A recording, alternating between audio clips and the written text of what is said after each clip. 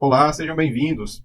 Nós estamos aqui hoje no primeiro PJC Cast, o podcast criado no projeto Jovens Cirurgiões, que foi uma idealização minha e da Cedro Cirurgião, para que a gente consiga discutir sobre assuntos relacionados à cirurgia e atrair mais estudantes para a cirurgia, que é um tema, que é uma área que a gente tanto ama. E hoje, para estrear nosso projeto, a gente está com uma novidade.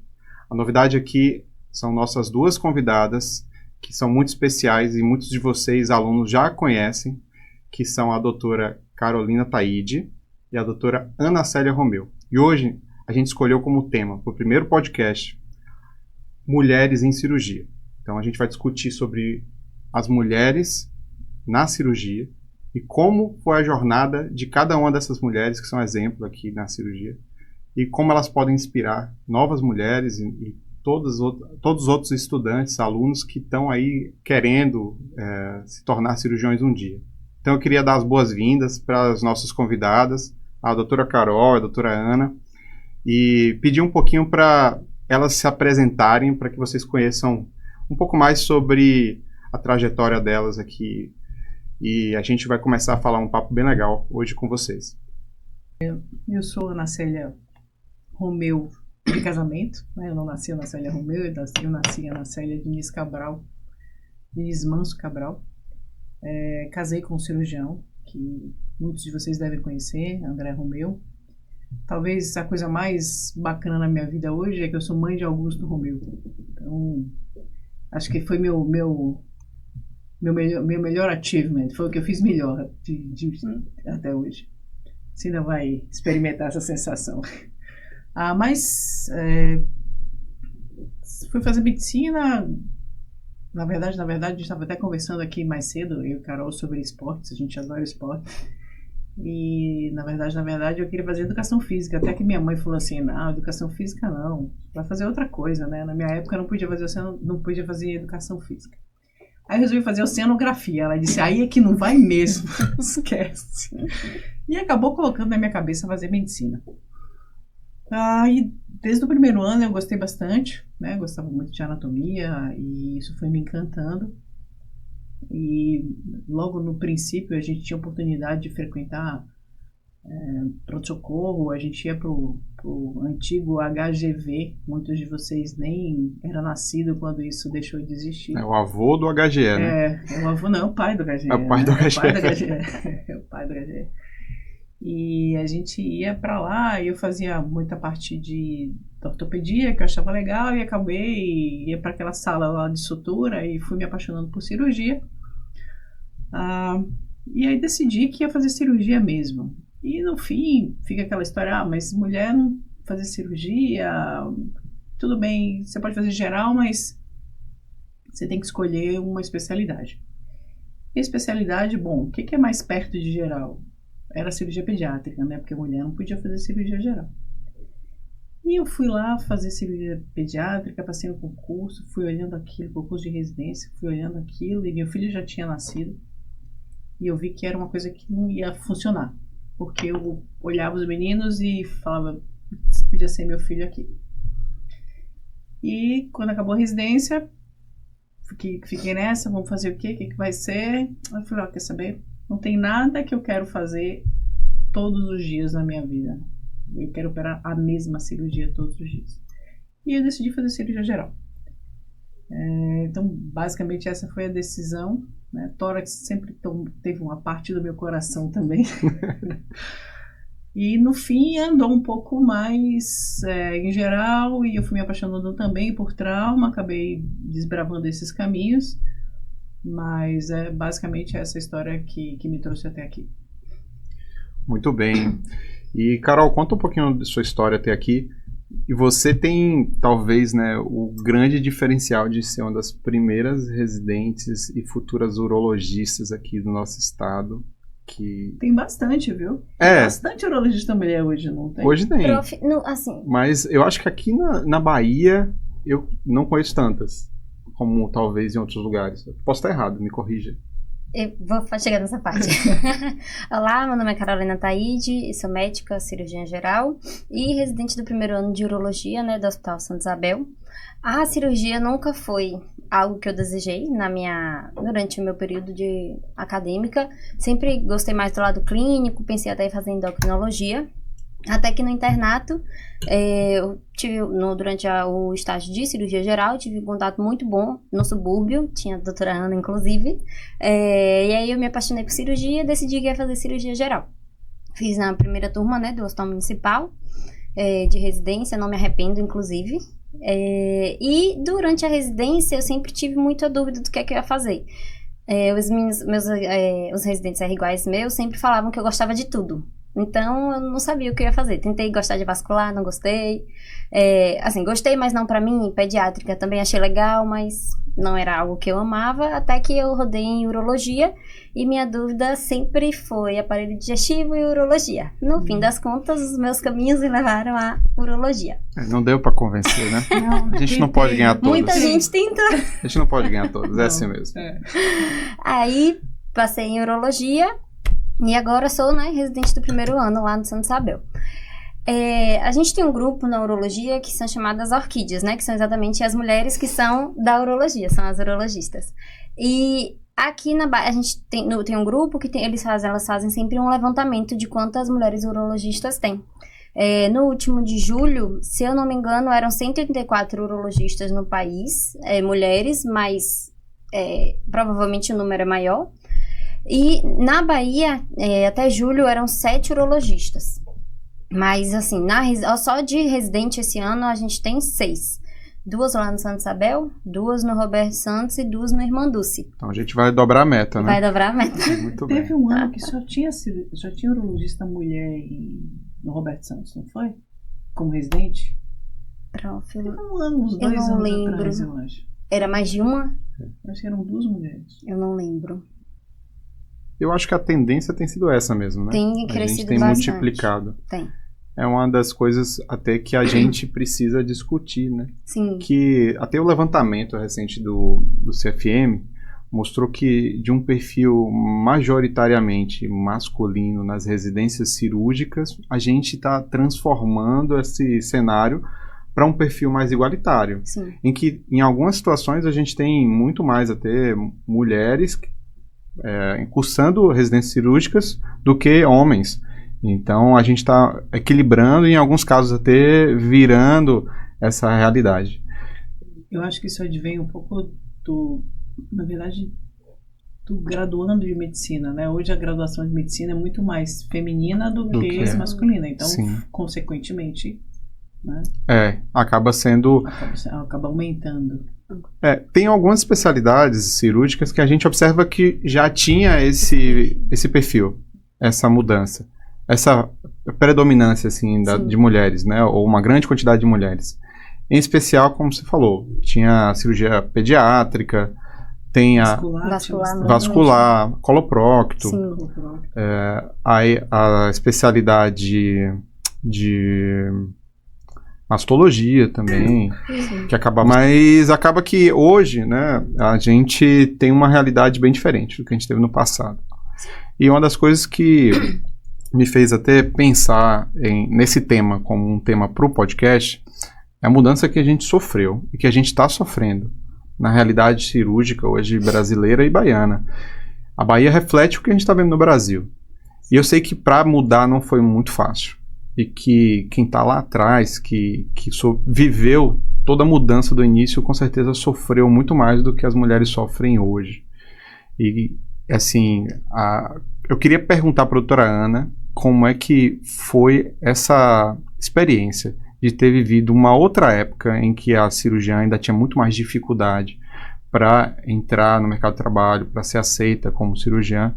E como é que você encara isso hoje como um aprendizado, como uma lição que você possa passar para outras mulheres que gostam de cirurgia, para que elas não desistam do sonho de se tornar um dia grandes cirurgiãs? Eu não sei se, na verdade, ser mulher tem algumas dificuldades em geral. Eu acho que a melhor coisa que a gente faz é não ligar para elas. tipo, deixa pra lá, você tá achando ruim? Eu sempre tive uma tolerância com algumas coisas que irritam muita gente, tipo ser chamada de enfermeira, uma coisa que pra mim nunca incomodou, né? Eu olhava, não, eu não sou enfermeira não, eu sou médica, e isso sempre foi levado com muita tranquilidade. Eu sempre tive bom relacionamento no meio masculino, até porque isso que a gente estava conversando antes, eu adoro esporte, então eu sempre vivi, né, junto com o homem. Então, esse contato com a conversa masculina, com o mundo masculino, que é completamente diferente do feminino, totalmente diferente. Eu sempre circulei bem nisso. Mas, por incrível que pareça, eu sempre sofri muito mais preconceito das próprias mulheres do que dos homens. Sim. Isso é uma coisa que sempre aconteceu e continua acontecendo. O preconceito feminino contra a mulher é muito maior do que o preconceito masculino contra a mulher. Eu estava participei de vi, na verdade, uma mesa sobre mulheres no trauma agora no Congresso Brasileiro de Cirurgia. E tem uma das senhoras que estava lá, é uma senhora mais velha até que eu, imagina, hoje ela trabalha na Santa Casa, faz tórax e trabalha na Santa Casa. As coisas que ela contou são assim, inaceitáveis no meu tempo já. As pessoas tratavam ela feito capacho mesmo. E ela falou uma coisa bem interessante no fim dessa mesa, dizendo que a gente só vai entender que a mulher é igual na cirurgia, nessas coisas, quando a gente parar de fazer mesas sobre mulher na cirurgia. E quando as mulheres forem mais chamadas para palestrar, ao invés de ter a participação só na mesa para mulheres em cirurgia. Que são salas excelentes, são super divertidas. Teve um congresso em Brasília, se eu não me engano, que foi ótimo. Teve várias mesas sobre mulher na cirurgia. Foi super legal. Disputado, assim. Quando for tão natural que a gente não vai precisar discutir sobre isso. Não vai precisar discutir sobre isso. Né? Com certeza. E eu acho que isso ainda leva tempo, né? Como todas as outras coisas, mas é isso. Né? Quando eu comecei a fazer cirurgia geral, tinha, sei lá, quantas mulheres, né? Tinha professora Angelita, né? Algumas pessoas menos conhecidas, mas era inadmissível. A mulher não pode fazer cirurgia geral. E hoje é uma coisa, né, bem tranquila. Bem tranquila, né? Bem tranquilo. É uma realidade que está mudando e vai mudar, né? A gente vê essa tendência. E, doutora Ana, se você fosse separar hoje uma situação ou algum evento que você considera como a maior dificuldade que você teve na sua carreira profissional, e se isso teve relação com o fato de você ser mulher, o que seria, assim? Você lembre uma situação que te marcou?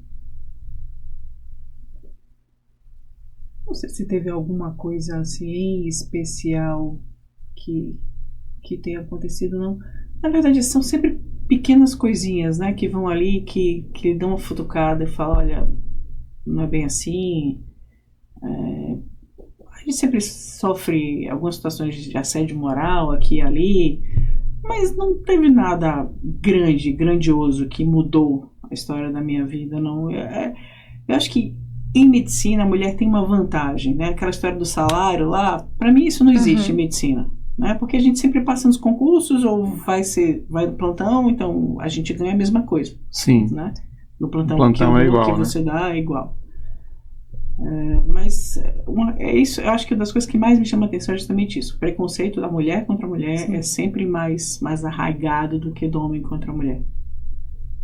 Sim. E Carol, o que você acha disso, da sua carreira? O que você percebeu até agora em relação ao que você teve de dificuldades, a escolha da urologia como especialidade? Como é que você encara essa trajetória? Eu ainda tenho muito pouco tempo, né? Eu sou cirurgiã há 1 ano e 6 meses, mais ou menos. Mas assim, eu posso dizer que eu sempre tive muita sorte. O hospital que eu fiz minha formação, que hoje em dia eu trabalho, eu não me lembro de ter sofrido nenhum preconceito assim grande por ser mulher. Exatamente como a doutora Ana falou, acho que os maiores problemas são exatamente com outras mulheres. Isso é o que eu consigo mais sentir. E outra sorte que eu tive muito grande também é que na urologia, assim, 0 preconceito com os preceptores, com meus R+, R iguais, não vejo preconceito nenhum. O que às vezes eu sinto é que, por ser mulher, eu tenho um R+, né, que é mulher também, a gente acaba sendo um pouco mais protegida. Pelos preceptores, até pelos R+, também. Mas assim, não é nada que muda a minha vida, não consigo trabalhar normalmente quanto a isso. E eu acho que quando você vai ficando mais velho também, às vezes eu acho que é muito mais juventude do que ser mulher ou não. Isso muda muito. Né?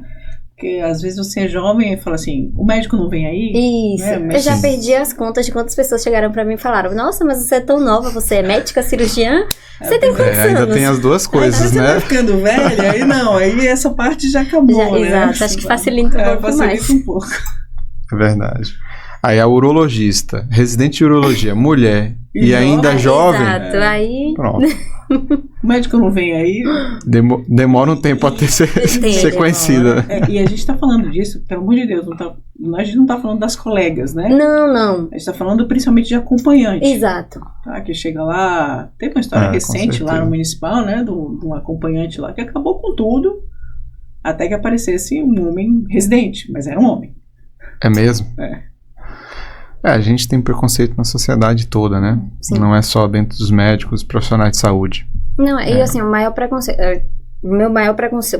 das pessoas comigo na urologia não é ninguém da área. Já são pessoas de fora. Alguns cirurgiões brincam, assim, que não são urologistas, alguns brincam. E pessoas de fora mesmo, que tem um preconceito. A pessoa fala, nossa, mas você vai fazer urologia? Você não é mulher? Eu sou muito isso. Muito. E doutora Ana, você que passou também já por uma gestação, você já tem uma experiência além do que Carol passou, de residência, de todo o trabalho, ainda teve nesse meio que gerenciar um filho, que sozinho já não seria fácil. Um filho ainda sendo cirurgiã, dobra a dificuldade.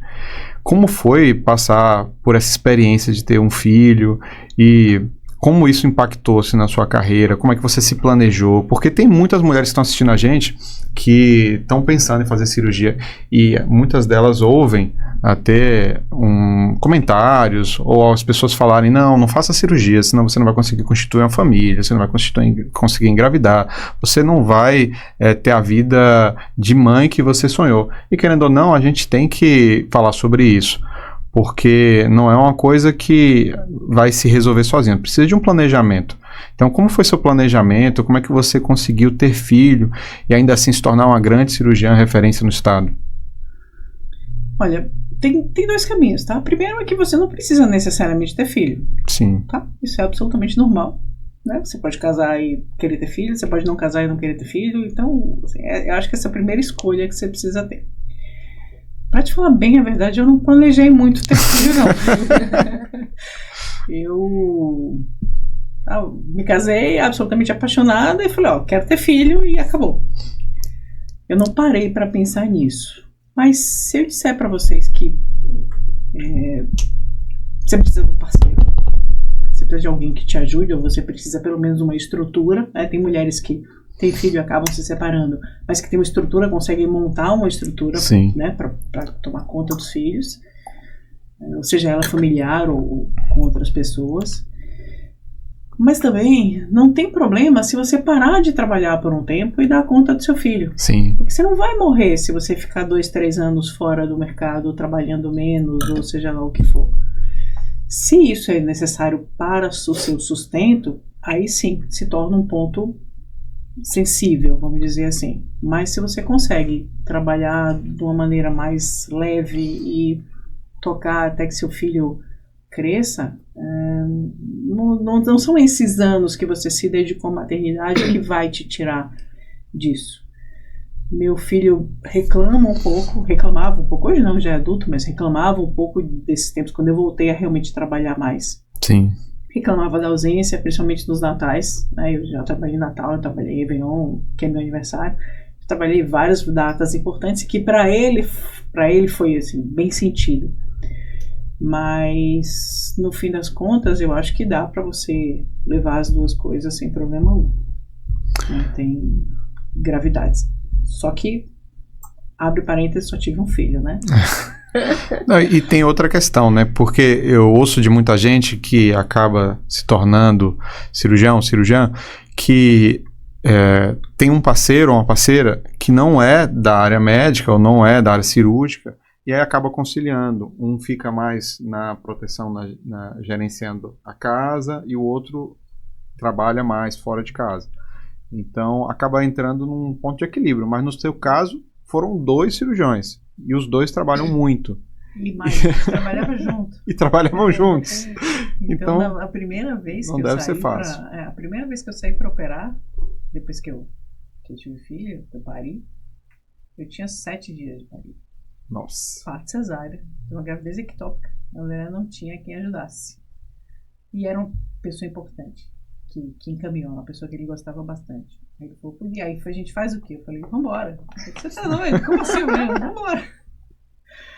E aí eu saí com meu filho, deixei na casa de minha mãe, que era perto do hospital que eu operava. E aí eu deixei, amamentei, saí, operei e voltei.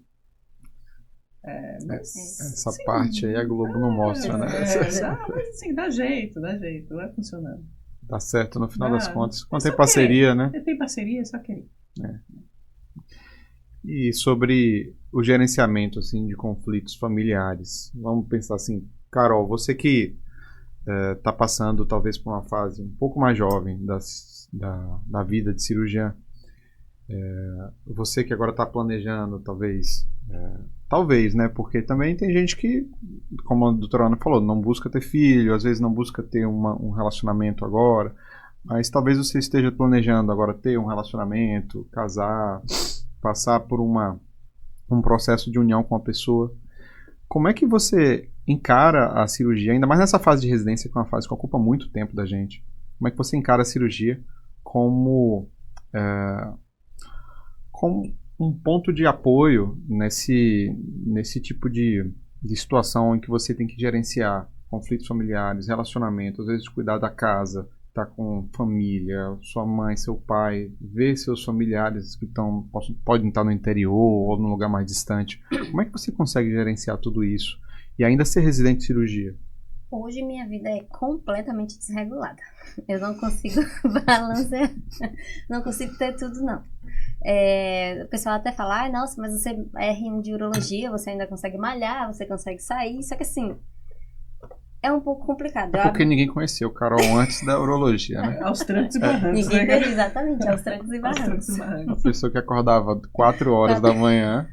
Postava todo dia que tava malhando. Eu até senti falta ultimamente da corrida de 20 km seguida do vinho. A gente tava conversando aqui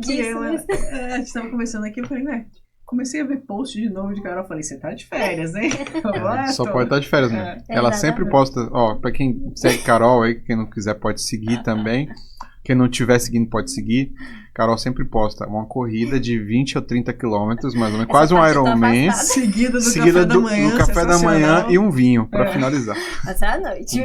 À noite. Agora tá a cada mês. Entendi. Mas dá pra conciliar, né? Você tá sobrevivendo e passando por essa fase difícil. É bem complicado, assim.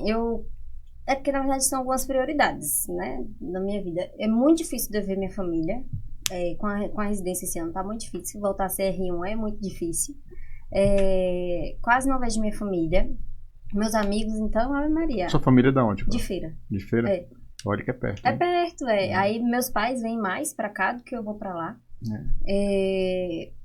Passo basicamente o dia no hospital e, assim, o tempo que eu tenho eu divido entre tentar estudar, porque eu tô muito cansada, ou então malhar. Assim, basicamente é o que eu consigo fazer. Eu acho que, assim, é uma fase de vida e que depois da residência, assim, acredito eu que vai melhorar um pouco. Não, vai passar. Exato, vai passar. Dá pra aceitar qualquer coisa nessa vida, se for Com acabar. certeza, exato. Tem um tempo limite pra acabar. O R1 tem uma data pra acabar, né? Tem uma data pra acabar. A residência tem uma data Exato. pra acabar. A residência, uma vez me falaram que a residência é como um mergulho. Sim. Você tem que prender a respiração E chegar até o outro lado da piscina. Exato. Se você não Não estiver disposto a fazer isso, não começa. Pode. Não entra.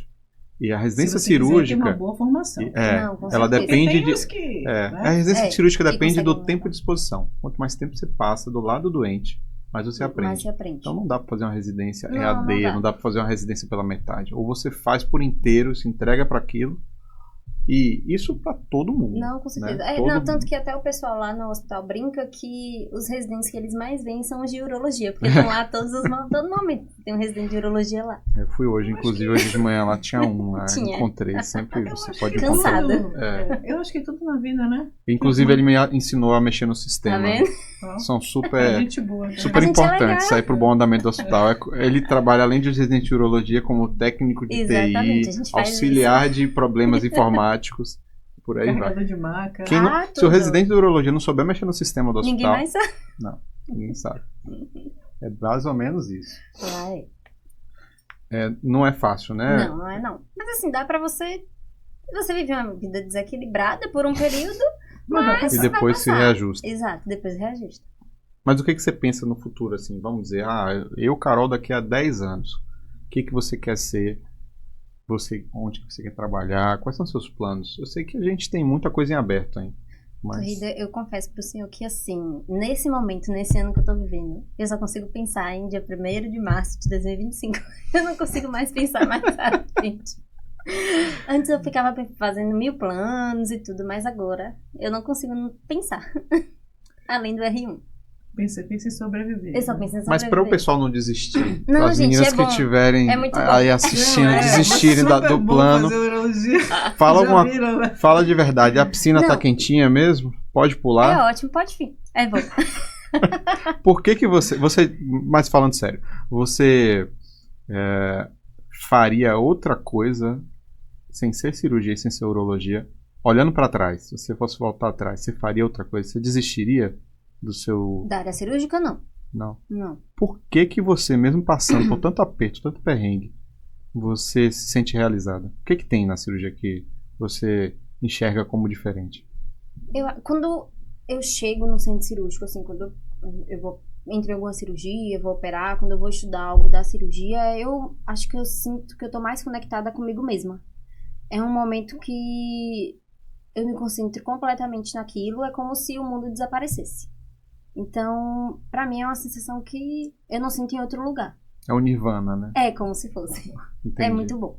Eu acho que todo mundo que gosta de cirurgia passa por isso. Né? Você se sente bem. Você gosta do cheiro do centro cirúrgico, você Sim. gosta do ambiente, daquele silêncio. Você gosta das pessoas não pedirem para prescrever de pirona. Naquele momento Aquele momento você tem a paz no seu espírito. é um momento único. Eu não consigo explicar aí, mais que isso. Para quem gosta, você não consegue viver longe. Não viveria longe. É o que eu acho também. Eu acho que é um estilo de vida. Sim. Então, se você gosta mesmo, né, o fato de ser mulher, de ser jovem, ser velho, você precisa daquilo para ser feliz, Sim. né? Então, Faz é um parte. estilo de vida. Faz parte de quem eu sou. E na sua residência, como é que você lida com seus colegas homens? Tem alguma forma de... Porque os homens, eles, na residência de urologia, pelo menos a minha que eu lembro, eles tinham as brincadeiras assim meio Existe até pesadas. hoje. Brincadeira da quinta série, a gente fala. A quinta série, eu acho que é a especialidade que tem Cirurgião, mais a né? quinta série, assim... Arraigada. Arraigada, assim, persistente, né? A quinta exatamente série não isso. saiu da urologia. Não. As outras ainda tem algo mesclado porque tem mais mulheres. A urologia, como tem menos, eu acho que a quinta série ali ocupou o Tem espaço. muito. Eu não ligo, não. Pra ser bem sincera, tem gente que se incomoda com as brincadeiras, mas entra por um ouvido, sai pelo outro, dou risada e pronto, Só passou. não levar pro coração. Eu não né? levo pro coração. Eles até falam às vezes, não vou falar não, porque você tá aqui. Eu falei, pode falar. Se eu não quisesse estar aqui, eu não ia querer nem ouvir. Eu ia ligar, não ia querer ouvir. Mas isso não me incomoda nem um pouco. E, assim, uma coisa que eu ouço bastante também sobre a atuação das mulheres na medicina e na cirurgia é um planejamento que toda mulher ela tem que escolher a especialidade de acordo com uma conveniência por ser mulher. Uhum. Então, algumas pessoas até pensam em fazer cirurgia, gostam de cirurgia, mas chegam e falam assim, poxa, eu vou escolher, vou fazer cirurgia, mas vou fazer uma especialidade que também me permita fazer isso, me permita não me desgastar tanto do ponto de vista geral. E a pergunta que eu faço para vocês acham que existe especialidade certa para mulher? Eu acho que não. É justamente o que eu falei lá no começo, né? Que a mulher não podia fazer cirurgia geral. Eu costumo dizer que a coisa que mais me dá raiva nessas conversas com mulher é que, mas eu quero ter qualidade de vida. Eu falo, o que você me ouviu falar 1 milhão de vezes? Qualidade de vida é fazer o que você gosta. É você levantar, você passa muito mais tempo com o seu trabalho do que com a sua família. Então, todas as vezes em que eu olhei para o espelho e pensei, puxa, eu vou para aquele lugar, isso não aconteceu a segunda vez. Eu pedi demissão. Então, qualidade de vida é fazer o que você gosta, fazer o que você quer. Senão, não tem condição. Então, para mim, é escolher o que você gosta. Senão, de uma fazer. hora a conta chega, né? Uma hora você entra em burnout e você pode ganhar tudo embora, né? A gente vê, né, que tem algumas especialidades que o pessoal até ganha dinheiro, mas tem uma vida tão ingrata do ponto de vista de frustração, que você vê pessoas extremamente amargas e com muito dinheiro no bolso. Então tem alguma coisa errada. Tratando os colegas mal, tratando os pacientes mal. A gente conhece muito bem várias especialidades que são assim, né? E tem padrões para isso. Mas assim, tem gente que a gente vê que chega no hospital de manhã cedo com aquela cara da derrota e você vê que às vezes é muito bem pago para estar ali. Às vezes ganha muito mais que a gente, inclusive, mas está ali insatisfeito e você vê, poxa, por que essa pessoa está assim? Isso. Mas é o que você está falando, né? Às vezes o dinheiro não compra felicidade. Sim. Muitas vezes. E a gente vê que não é tudo, né? A decisão não pode ser pautada só no resultado financeiro. Não. Ou o que você pode ou não pode fazer, né? Ou o que você pode ou não pode fazer. Urologia. Exato. Você concorda com isso, Carol? O que você acha? Quando eu escolhi a cirurgia geral, inclusive eu até entrei querendo master na época. Porque eu pensava, eu rodei master, achei, poxa, assim, tem uma qualidade de vida boa, aquela coisa. Porém, quando eu entrei na cirurgia, eu vi que não era o que eu gostava. Que eu gostava de deixar em barriga. Cirurgia, cirurgias mais profundas. Mais profundas, exatamente. Aí eu já vi que aquilo já não importava tanto pra mim. Cirurgia é o único ato ilegal, né? Que você é permitido fazer, né? Sim. Você põe a faca na barriga dos Exatamente. outros, né? Você abre as pessoas. Então isso é ilegal, né? No Código Penal isso é ilegal. É ilegal fora do campo, né? Temos essa exceção. Pois é. Não é a primeira vez que a gente senta e conversa com os estudantes, com o pessoal que está aprendendo sobre esse tema. As mulheres em cirurgias é um tema cada vez mais relevante. A gente vê que há uma procura muito grande de alunas. Todo final de semestre tem um grupinho de alunas que se reúne comigo e pergunta: o que eu vou fazer? Bate aquela dúvida, né? Mas eu quero fazer cirurgia, mas eu não quero fazer cirurgia geral. Mas eu vou fazer cirurgia, mas eu não quero fazer cirurgia. A pessoa até gosta daquilo, mas às vezes ela se trava, ela não se permite. E o conselho que eu dou sempre é: conheça. Conheça e não vá pela cabeça dos outros. Tente criar a sua própria resposta. Porque eu vou fazer um paralelo com, por exemplo, quando eu fiz residência, muita gente dizia que para você ser cirurgião geral você tinha que cuspir no chão, Sim. coçar as partes e ser o grão, assim, né? E jogar pinça nos outros e tal. Mas eu nunca acreditei nisso. Se fosse acreditar nisso, eu falei, não sou assim, não vou ser o que os outros querem que eu seja. Eu vou ser justamente um cirurgião e o meu diferencial vai ser o que eu sou de diferente. E muitas vezes, quando a gente conversa com as mulheres, a gente tem que passar essa ideia de que vocês têm algo de muito especial. E as mulheres, dentro do ambiente cirúrgico, elas causam, às vezes, um impacto muito grande, né, de uma equidade. Você equilibra aquele ambiente que acaba sendo muito machista ou muito tendencioso a algumas práticas. Então a gente vê que o ambiente que tem uma igualdade de gêneros, ele acaba sendo um ambiente mais harmonioso. Ele acaba sendo um ambiente bom para o paciente, bom para as equipes.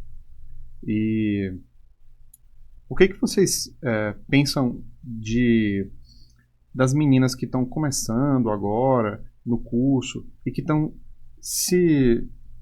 se aproximando da cirurgia, estão conhecendo, mas que ainda não têm opinião formada, que não sabem que vão fazer cirurgia. O que para vocês seria importante para elas aprenderem na rotina? Qual seria o conselho que vocês dariam para essas meninas que estão agora começando o curso, para que elas conheçam e decidam se realmente cirurgia é o que elas querem da vida?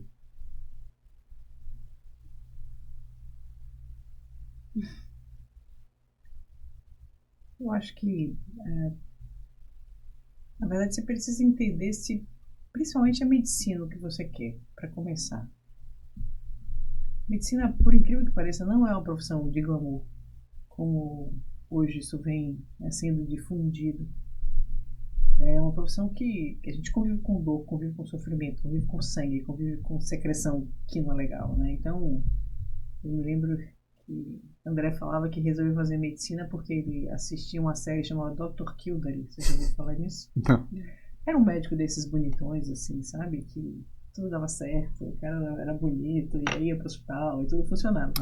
E aí você pensa que hoje tem Grey's Anatomy, né? deve ser alguma coisa Deve tipo parecido. isso, né? Todo Só mundo que no devia primeiro ter uma- ano quer ser Derek Shepherd. Eu falo sempre isso nas aulas. O pessoal ou quer ser Derek Shepherd ou quer se casar com Derek Shepherd. Um dos dois. Sim. Então, é o que causa aquele deslumbre, né? Com a cirurgia nos primeiros anos. Deve ser mais ou menos isso daí. Mas eu acho que o que você falou é o importante. Você precisa conhecer. É isso que eu quero? Às vezes, aí tem dois caminhos. Se é isso que eu quero, eu preciso conhecer para saber se é aquela vida que eu quero ter. E aí você vai precisar acompanhar. Hoje, cirurgia tem vários caminhos, né? Você pode ir só para o consultório, depende da especialidade que você faça. Tem gente que prefere procedimento, tem gente que gosta de ter mais consultório, né? O urologista, né, fala muito isso, né? Que quando a gente não conseguir, quando minha mão estiver tremendo, eu, né, já posso ficar só no consultório fazendo aquilo lá. Quando eu começar a cansar, encher o saco de fazer uma cirurgia que é grande demais, que ficou muito tempo, e acredite, eu li recentemente uma coisa interessante, que todo cirurgião tem a data de validade tatuada no pescoço. Só ele não vê. Sim. Mas todo mundo vê. Então vai ter um momento em que alguém vai falar assim, ele acha que ele vai operar até com que idade? Ela acha que ela vai operar até que idade? E eu brincava com o Vini lá no plantão, falava, não vou dar plantão aqui com você a vida toda não. Quando eu estiver aqui com a mão tremendo, você vai falar assim, a mão dela tá tremendo, mas ela tem que operar direitinho. Então a data de validade, né, do cirurgião... E é difícil de a gente perceber isso. Você perceber a sua data de validade. Porque acaba que operar vira um pouco seu estilo de vida. É hábito, né? Você tá um hábito e você não consegue... E você não consegue deixar aquilo. Mas você precisa conhecer onde você está pisando. Eu acho que essa é a principal coisa. Vai antes. Passa um tempo com o cirurgião, vai no serviço, né? Pra você conhecer. Pra saber se é aquela vida que você quer viver. Eu vou agora abrir aqui para umas perguntinhas pro pessoal do PJC que está nos assistindo. Vou colocar aqui pra gente...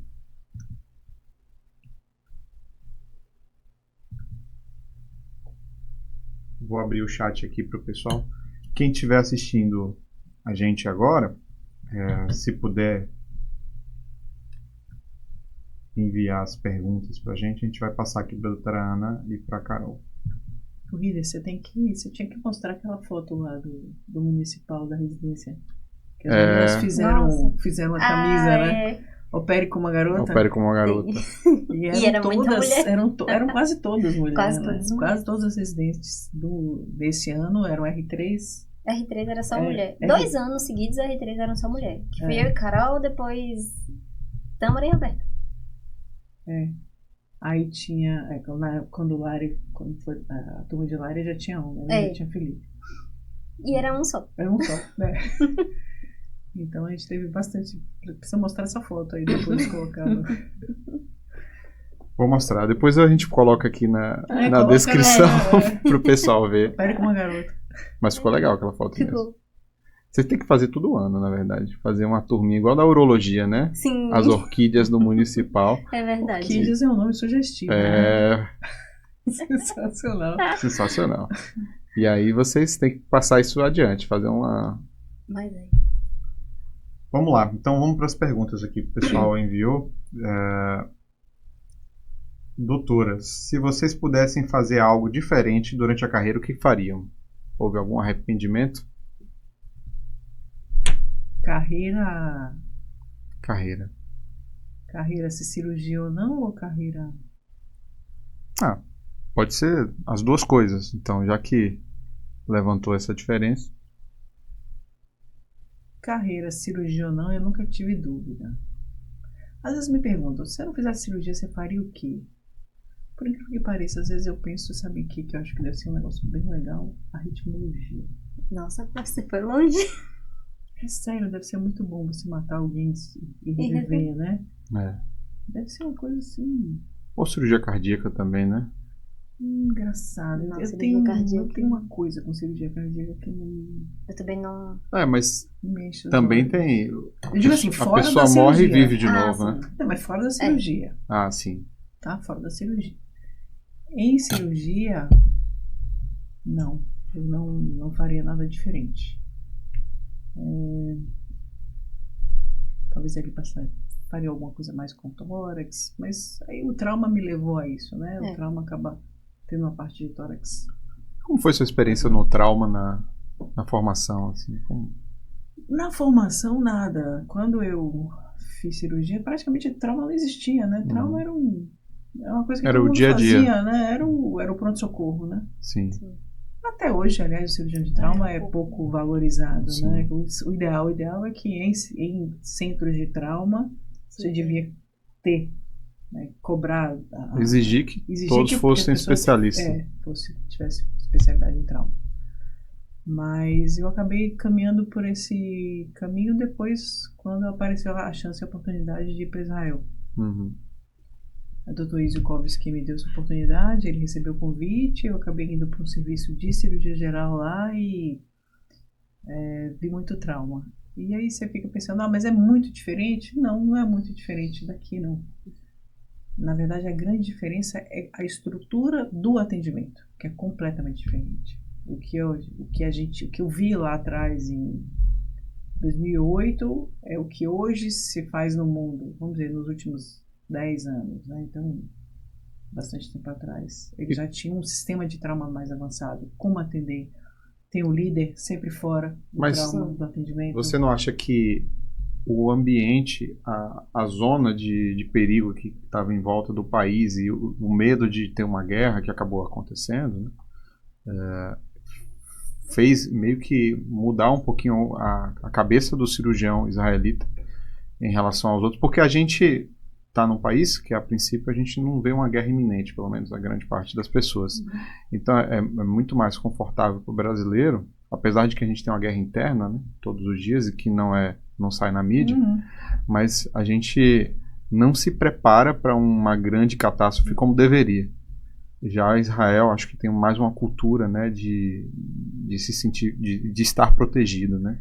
Israel é um país envolvido em guerra a vida toda, né? País, depois que foi declarada a independência, ele foi atacado por todas as frontes, tanto pelo Líbano como pelo Egito e abaixo também. Então, assim, Israel está dentro da guerra. Agora, isso que você falou é extremamente relevante. Aqui no Brasil se morre muito mais gente todos os dias do que em Israel. Sim. Inclusive durante a guerra. Então, a gente não enfrenta, na verdade, o mundo não enfrenta o trauma como deveria enfrentar. Sim. É uma especialidade que ainda é relegada a segundo plano. Não tem glamour, né? Zero glamour.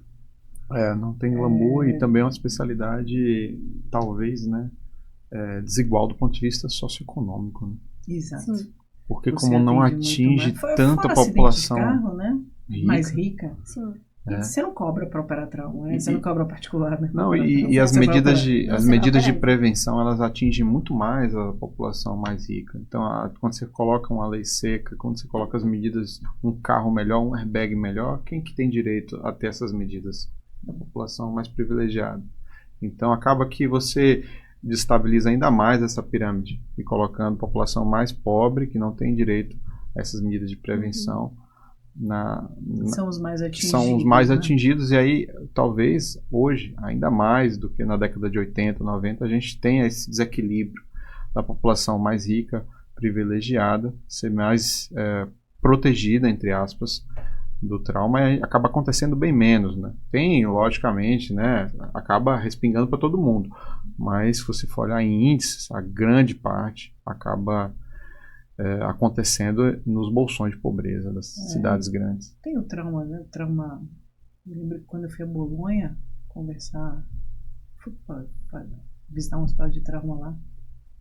E aí ele estava me perguntando, na época eu coordenava o subúrbio, ele estava me perguntando quanto você tem de trauma penetrante. A gente tinha 30% dos traumas do subúrbio de penetrantes. Ele tinha 2%. E uma quantidade infimamente menor. Infamamente menor. Assim, a gente mora num país que está numa guerra, né? Está numa guerra, a gente só não sabe. Ou às vezes, né, a gente finge não saber. Talvez. É mais até para manter a sanidade mental. Né? Mais confortável, talvez. Então, é importante também que as meninas que estão assistindo, que os alunos que estão assistindo de forma geral, eles entendam isso, né? Que a gente, na cirurgia, tem que lidar com isso. Sim. Por mais que você não vai querer lidar na sua especialidade depois de formado, mas pelo menos na residência, o residente de cirurgia, na grande maioria dos serviços, acaba lidando com essa face do nosso país, que é a violência urbana, que é a criminalidade. Sim. Acaba na mão dos cirurgiões. Não é fácil. Deixa eu ver aqui as outras perguntas que os alunos mandaram. A Beth está perguntando aqui se tem algo que vocês... aqui já é a mesma pergunta. Quem que vocês tiveram como inspiração para a escolha de cirurgia? Teve alguma pessoa, alguma cirurgiã, algum professor, professora que inspirou vocês nessa decisão? Eu não tive uma pessoa em particular, não. Na verdade, eu gostei da cirurgia em geral. Eu tive contato com a doutora Ana quando eu era interna uma vez. Que eu lembro dela no plantão, foi lá no subúrbio uma vez. E assim, eu falei, nossa, a única mulher que eu conhecia lá, eu falava, nossa, gostei, assim. Achei bem importante, só que só lembro de doutora Ana lá na época. Tipo assim, dá pra ser, talvez, né? Eu pensei que possa ser que eu consiga. Doutora Ana, quanto tempo de ensino já aqui na Bahia? Acho que 25 anos. Então tem... Quase 20 anos. 19. Da nova geração de cirurgiões, praticamente todo mundo, né? A maioria dos meninos são meus alunos. Não tem uma pessoa que eu falo que não conheço. Os residentes passaram... Muito residente rodava no subúrbio das outras... Sim. Porque eu sou preceptora da Dona Nery, sim, né, agora do municipal, mas quando eu estava no subúrbio, muita gente passava das outras residências. Então, porque o subúrbio e o HGE sempre foram rodízios de multi-residências. Né? Só o Santa Isabel que não ia lá e a Vera. A Véia, para quem não sabe, é a Irmã Dulce. Carinhosamente apelidada de Véia pelos próprios residentes de lá. Isso. Mas é para o bem, tá? 60 arismos. Hoje não dá para falar mais. É bom explicar, né? Vai que tem alguém que não entende. Mas todos passavam. Hoje, João Estrela, urologista. Pois é. Zion Koski também. Foi Alexandre, foi meu residente. Não, todos. É difícil você falar quem não foi. Que não foi seu aluno. E de doutor André também. Mas teve alguém que serviu, assim, aquela pessoa que falou, não, eu quero ser igual aquela pessoa. Eu me baseio nela como uma grande cirurgiã, um grande profissional. Para mim, nada, não teve uma pessoa especificamente, não. Eu gostava da cirurgia. Eu gostei da área também. A verdade...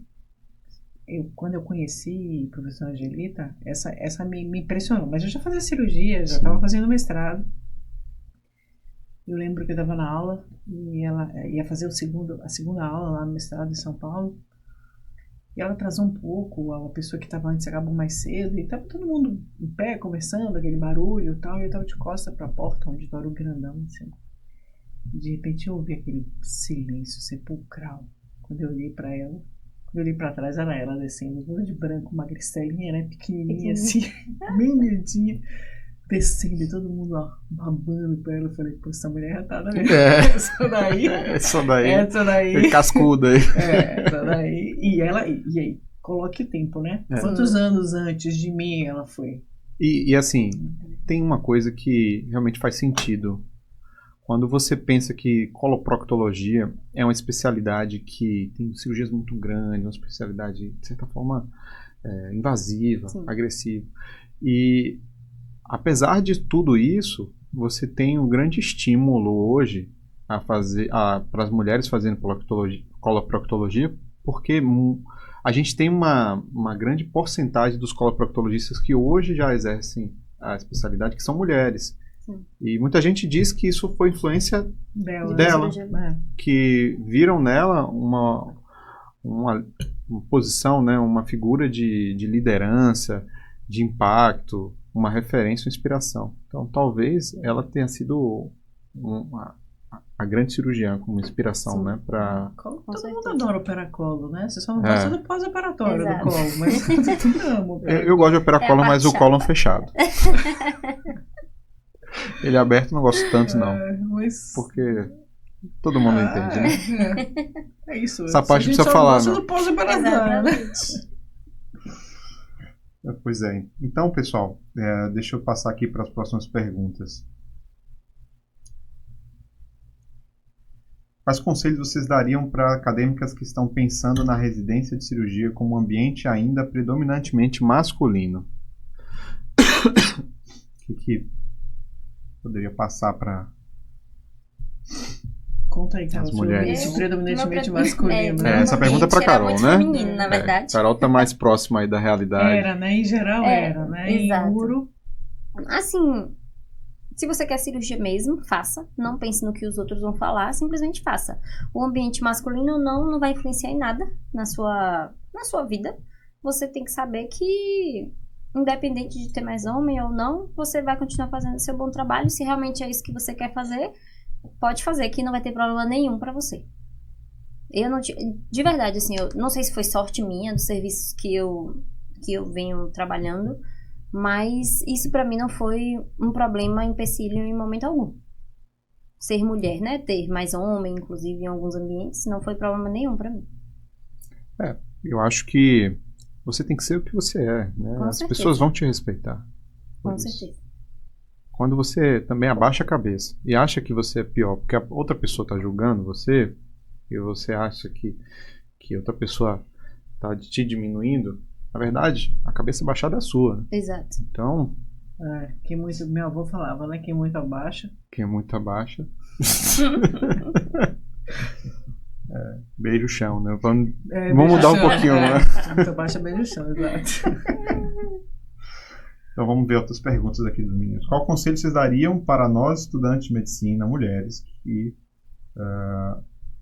façam com que possamos reafirmar nosso valor para nós mesmas e não nos abalar diante de atitudes hostis e preconceituosas por parte de pacientes ou por parte de profissionais hierarquicamente acima de nós?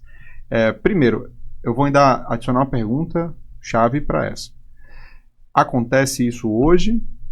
E qual conselho, como a Letícia perguntou, qual conselho vocês dariam para que as pessoas não se abalem? Porque, naturalmente, é difícil você não se abalar por alguns comentários. Né? Eu acho que acontece mais com acompanhantes e pacientes. Isso aí tem um certo preconceito, mas eu acho que o que você pode fazer em relação a isso é, primeiro, ser você mesmo. E com a educação você vai mostrar para que você veio, com seu conhecimento, que você está lá porque você merece estar, que você é um profissional. Uma profissional que está lá por merecimento, não porque você é mulher, que isso não vai influenciar em nada. A outra coisa que eventualmente, e aí, se eu não me engano, ela citou profissionais superiores. Sim, hierarquicamente superiores. Hierarquicamente superiores. Às vezes, aquilo que você falou do cirurgião, que é o... Como é? Que coça as partes e o quê? Que cospe no chão, coça as partes e joga a pinça nos outros. Esse aí a gente de vez em quando encontra, né, como chefe. ou como preceptor. Em alguns locais isso ainda existe. E aí eu acho que Roberta que falou isso para mim. Porque ela teve experiência com a pessoa que gosta de fazer isso. Ela fala, falei, e aí, Beta, você falava o que? Ela, prof, deixa pra lá, é só não levar pro coração que dá tudo certo. Dá tudo certo. Então, talvez esse seja E no fundo, nada resiste ao trabalho, né? Não. Trabalho bem feito, e quanto uma função mais bem executada. você fizer isso bem, menos a pessoa vai ter pra falar, né? E quanto menos ouvido você der também, a pessoa murcha. Isso aí. É igual bullying na minha época que podia fazer. Se a gente se chateasse. Na minha época fazia também. Não, se você chateasse com bullying, Fazia nossa, fazia mais ainda. Então, Bullying educativo. Só da Não, bullying na cirurgia é totalmente educativo. Isso aí. Tem que ter.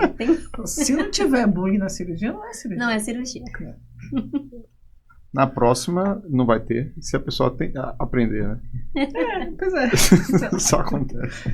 Acontece uma vez. Não, isso é tão importante que fizeram um estudo agora, recentemente, mostrando que, sei que é difícil, é meio antiético você fazer um estudo como esse, mas compararam, né, o resultado cirúrgico das mulheres cirurgiãs com homens cirurgiãs e mostraram que não há superioridade para os homens e que as mulheres até tinham alguns índices superiores, mortalidade, algumas taxas de pós-operatório foram melhores.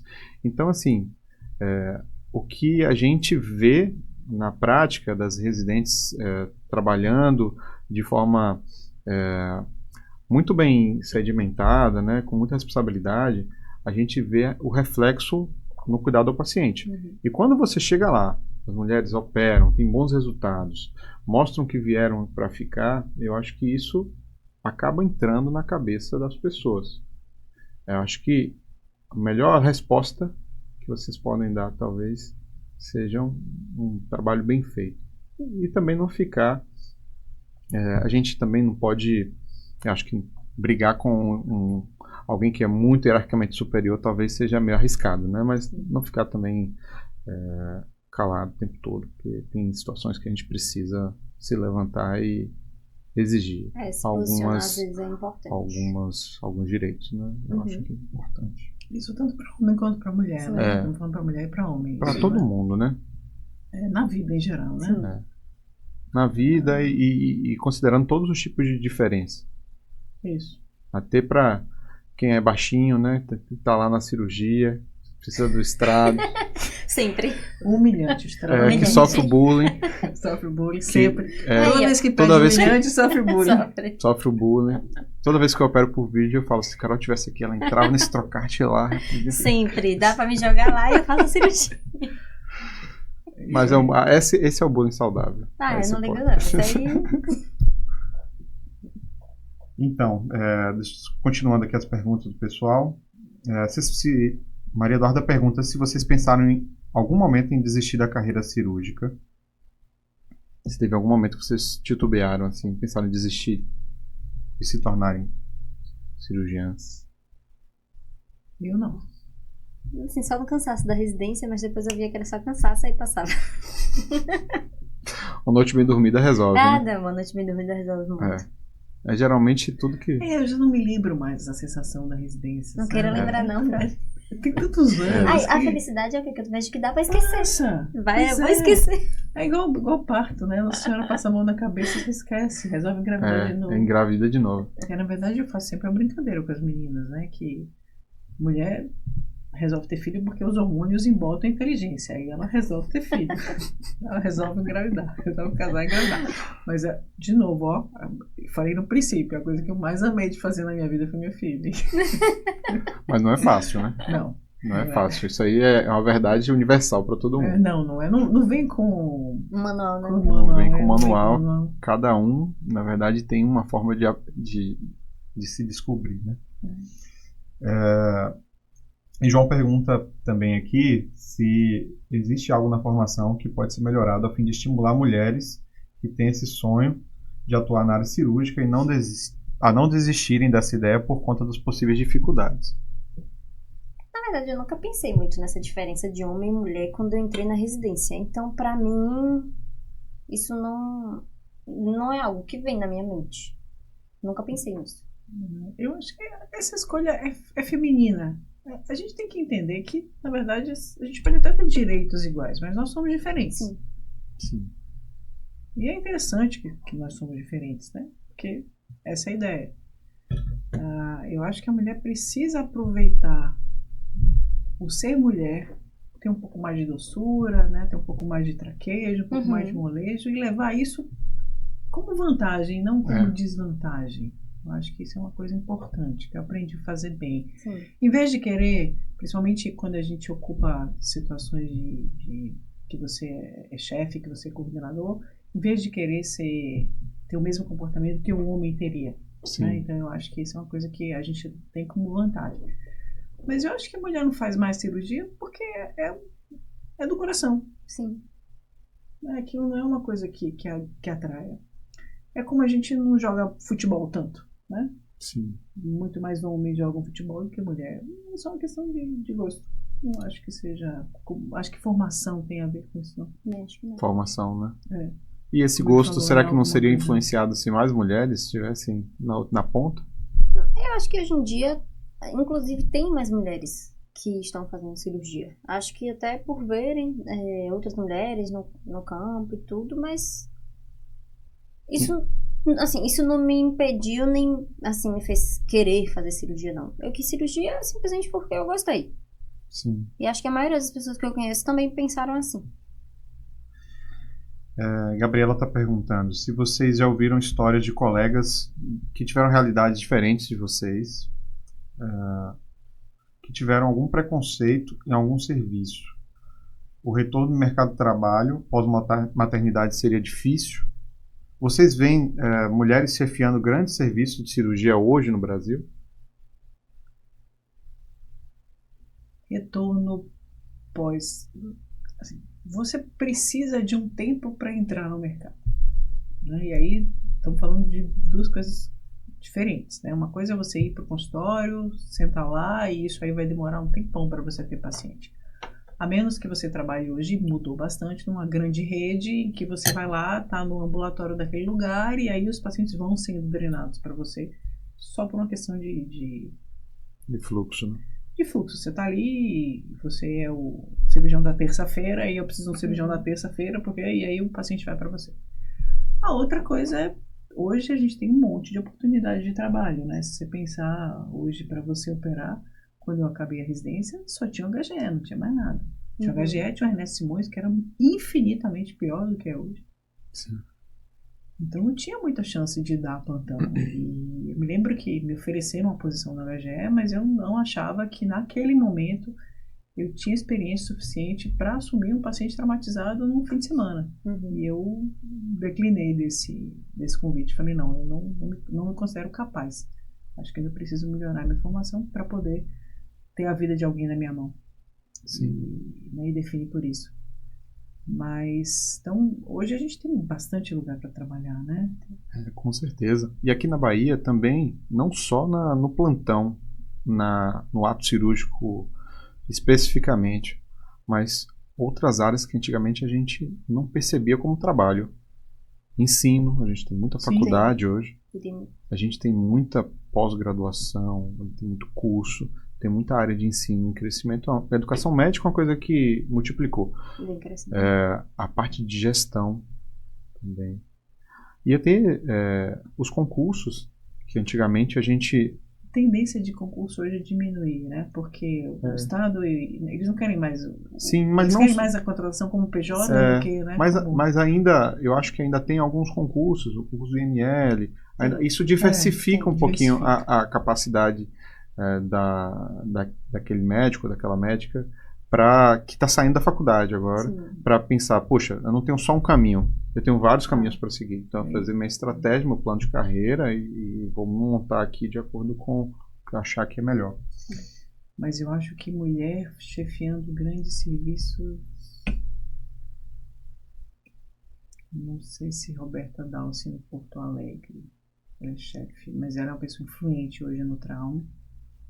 Ela é vice-presidente da SBAT, a próxima presidente da SBAT. Mas eu não me lembro de mais nenhum lugar onde tenha teve... E a doutora Angelita, né? Ela ficou muito tempo... Não é chefe, né? Na época dela não chegou a ser? Não sei. Não sei. Chegou a ser professora. Não sei, mas Chefe de cadeira. atualmente eu não sei se Não, tem atualmente não. serviço, Ela não... Eu coordenei o subúrbio por uns anos e recente tive a experiência de coordenar a emergência da Aliança, né? Mas não me lembro assim de muitas mulheres em cargo de chefia em cirurgia. Em outras coisas sim. Sim. Não, mas em cirurgia não. Então a gente precisa, hein, Carol? A bola tá com você. Que responsabilidade. Daqui a uns 7 anos, 10 anos, a gente Eu já refaz quero, esse A podcast. gente refaz. E a gente Eu já tô cobra. querendo me aposentar disso. Aí já... Ainda não, prof. Não, a doutora Calma ainda. já fez a minha parte já parte foi. dela. Agora é Agora com você. é com você. Pegar um serviço de urologia, quem sabe, né? Torcemos para isso. Muito Sim. bem. Vamos lá. Então, continuando as perguntas, quais habilidades, Maria Elisa perguntando, quais habilidades vocês consideram essenciais para ser uma boa cirurgiã? Eu acho que o principal, ao meu ver, é a responsabilidade. Você tem que ter o compromisso de realmente se dedicar àquela área. A cirurgia a cirurgia vai estar eternamente com você. Você tem que estar sempre se atualizando. E eu acho que você ser responsável com o seu aprendizado e principalmente com a vida do outro, eu acho que é o que mais importa. Se importar, né? Sim. Querer Não realmente é só resolver o isso. problema do paciente. E não é só operar, né? Muita gente acha que é só operar e não é isso. Uhum. A cirurgia vai muito mais além do que só operar. Sim. Como diz aquele cirurgião, né? Você passa um tempo aprendendo a operar, depois você passa mais anos da sua vida Aprendendo aprendendo quem não deve ser quem operado. não deve ser operado. Né? Experiência é tudo. E habilidade manual, isso aí é absolutamente adquirível. Com certeza. Sim. É só treinamento. E na grande maioria dos casos, não faz aquela diferença que você acha que faz. Não faz lá essa diferença. Você tá num trauma lá, a pessoa fez aquela sutura em 1 minuto, a outra fez em 2. É 100% de diferença. Para uma corrida de 100 metros faria toda a diferença. E o Usain Bolt, se ele tivesse 10 segundos a mais, ele estaria em último. Exato. Mas para o cirurgião não faz tanta diferença assim. Ao contrário, né? Eu particularmente não sou fã de quem opera muito rápido. Eu pego Em geral, eu acho que tem algumas exceções, né? Tem Situações que você precisa ser Precisa rápido. ser rápido, com sim. certeza. Mas quem corre, não vou dizer nem opera rápido, quem Isso. corre. Mas eu não gosto de pressa, cirurgião que corre, que tem pressa. Mas ser Perfeito. objetivo, né? Festina lenta, né? É. Apressa-te lentamente. Essa é boa. Italiano? Latim. Latim? Latim. Outro nível. Doutora Ana Couture. Italiano, eu vou botar uma legenda aqui. Eu tenho ela tatuada aqui, Espero no que meu braço, tenha- Festina lenta. Espero que tenha a legenda automática aí, porque eu não tenho um dicionário de latim para traduzir isso. Muito bem. Uma outra pergunta aqui de Igor Melo. Houve apoio pleno da família, amigos, familiares, quando vocês optaram pela cirurgia? Ou existiu algum tipo de contraponto? Como é que foi gerenciar esses conflitos com a família, com os amigos, com o namorado, marido? Tem uma hora que às vezes a balança pende, né? Às vezes não é fácil. Aquele plantão que parecia que ia acabar às 7 da noite, aí você ficou operando até às 10. É o aniversário que você chegou atrasado. Tem coisa da vida de cirurgião que...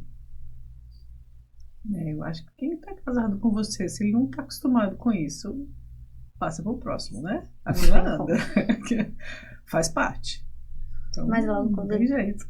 Não, logo quando eu decidi fazer cirurgia, minha família toda falou, não faça, pelo amor de Deus, mas não tinha outra opção. É o que eu quero mesmo e aceito. A né? urologia foi a mesma coisa. É isso mesmo. E João, para finalizar as perguntas, João está passando aqui uma pergunta. Vocês acreditam que há uma melhor distribuição e uma equidade entre homens e mulheres nos serviços cirúrgicos impacta na qualidade? Se sim, de que forma? Normalmente eu vejo assim que a mulher tem um cuidado, a cirurgia mulher, né? Tem um cuidado muito grande com os pacientes e eu acho que isso impacta de forma positiva. Assim, olhando desse lado, tendo essa visão. Quando você fala cuidado no ato ou cuidado com Em o geral, entorno? eu acho que a Acho mulher, Tudo, né? ela é mais, assim, acho que não sei se é mais cuidadosa, cautelosa e também até o cuidado com o próprio paciente, muitas vezes é maior do que dos homens em alguns momentos. Isso eu Uhum. consigo ver. Cuidar é uma característica bem feminina, Isso, né? exato. Tem mudado bastante, mas é uma característica bem Sim, feminina. sim. Tem homens com alma feminina, né? Tem. Que é É. sensacional, né? Tem algum equilíbrio na testosterona, mas Não. tem outros que são desequilibrados. Né? Não, eu não poderia ter casado com um homem sem alma feminina. Não daria muito certo, funcionar. né? Meu marido fatalmente tem alma feminina. Mas acho que cuidado dá pra todo mundo ter, né? Com certeza. Não é específico da mulher, não. É. Mas acho que Carol resumiu bem, você tem que ter responsabilidade e se importar, principalmente. Muito bem. Então, pessoal, para a gente finalizar aqui nossa conversa, eu sei que foi muito legal estar com vocês aqui, todo mundo que está assistindo aí, o pessoal do Projeto Jovens Cirurgiões, todos os alunos que estão acompanhando e que mandaram essas perguntas, estão querendo mais.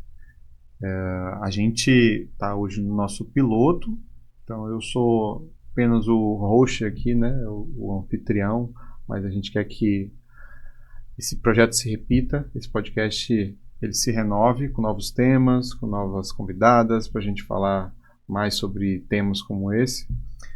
E, por fim, eu queria perguntar para vocês fazer um questionamento, né? Passar uma pergunta final. Essa pergunta vai para as duas. Se vocês pudessem, com uma mensagem, passar um conselho para todas as mulheres do mundo ao mesmo tempo, vocês passassem um conselho para todas as mulheres do mundo que estão cursando medicina hoje, e com uma mensagem, o que vocês diriam? Mensagem para todas as mulheres que fazem medicina? Eu sei que pode parecer uma missão impossível, mas siga o coração sem deixar ele atrapalhar o raciocínio. Siga o coração. Faça o que lhe dá prazer. Com responsabilidade, mas o que lhe dá prazer. E busque o que você quer fazer. Não dá para fazer, não dá para levantar todo dia de manhã e trabalhar com coisa que você não quer. Isso eu digo até para as que eventualmente querem desistir de medicina. Falam, olha, não é isso aqui não. Mas nossa, depois que eu passei no vestibular, como é que eu vou largar a medicina? Sabe, às vezes você precisa de um impulsozinho para largar a medicina. Às vezes é bom, né? Mas siga o coração. Faça o que dá prazer. Acho que o que eu acrescentaria é também, além dessa parte que para mim é o essencial, não ouça o que os outros vão falar. Não pense na opinião dos outros, simplesmente faça o que você quer fazer, contanto que o que você vai escolher, né, não prejudique o outro, com certeza, claro. E o que você acha que é certo, né? Sim, com certeza. Então, no fundo, você tem um código de ética, um código de valores ali, e você sabe que aquilo ali é certo, que você está fazendo é certo. Sim. Que não que dá você pra quebrar, né? Exato. E que você... Seja fiel a você mesmo. Exato, né? e que você está fazendo algo que vai ser bom para o paciente, que você vai ser o melhor possível. Sim. E que isso vai inspirar novas pessoas. E aí a gente vê acontecer o que está acontecendo hoje. Que cada vez mais mulheres fazendo cirurgia. E isso é uma onda que vai se espalhando e que vai melhorando o nosso ambiente de trabalho. Então eu acho que a mensagem é sensacional. Se vocês estiverem aí assistindo, guardarem isso, né? Vocês vão se dar muito bem. Então, pessoal, queria agradecer nossos convidados aqui no podcast, doutora Carol, doutora Ana Célia. que agradeço, Torrito. Foi muito legal. Muito bom estar com vocês mais uma vez. Não vai ser o último. A gente vai fazer uma carteirinha de fidelidade aí para vocês voltarem nos próximos. Quem sabe com o Dr. André no próximo. Será que ele assistindo Acho esse justo. ele não se anima, Não né? se anima, né? É, vai ser bom, hein? A gente que agradece o convite, a deferência e parabéns por estar fazendo o que você está fazendo, né? Por se dedicar a isso, por fazer o projeto Jovens Cirurgiões, que você sabe que eu já puxei a orelha sua, que é... Esse nome é o nome que André... O nome é... Né, André fez lá atrás, era completamente diferente, né? Colocava jovens na cirurgia, né? Dentro da cirurgia. Então, por uma justiça histórica. Não, com certeza. Mas eu peguei emprestado e eu queria que você... E tá levando à frente brilhantemente. E a ideia é que a gente se juntasse, né? Que o Dr. André também faça parte. Ele super... É uma pessoa que foi meu professor, para mim foi uma das referências. Se a pergunta fosse para mim, eu diria o professor André como uma das pessoas que me levou a fazer cirurgia. Você é uma pessoa que foi elogiada por ele. Quando eu falei do seu nome, que você estava chegando lá no municipal, ele... Lembrou, né? Ele lembrou. Até porque o nome é um nome diferente, né? E é difícil, né? Você lembrar um aluno, né? Na época da faculdade. Olha, é um assim. Eu falei, eu me lembro, foi interno, foi excelente interno na NET. Ele me deu um conselho, na época que eu era estudante, que mudou, assim. Então, tem poucos momentos na vida que você, às vezes, vira a chave, né? Então, eu tava naquela dúvida, onde é que eu vou fazer residência? O que eu vou fazer da minha vida? Se eu comprar uma bicicleta, aquela... Isso é uma dúvida muito frequente. E aí, na época que eu estava estudando para a prova de residência, ele me deu um conselho e que eu tive aquele estalo, assim, pronto, é isso aí. E aí, quando você, muitas vezes, tem aquela pessoa como referência, você ouve muito o que ela fala. Então, pode ser que pareça que a gente está falando aqui para a câmera, mas a gente está falando para muita gente que vai levar isso adiante. Então, isso é que eu acho que é mais importante. Uhum.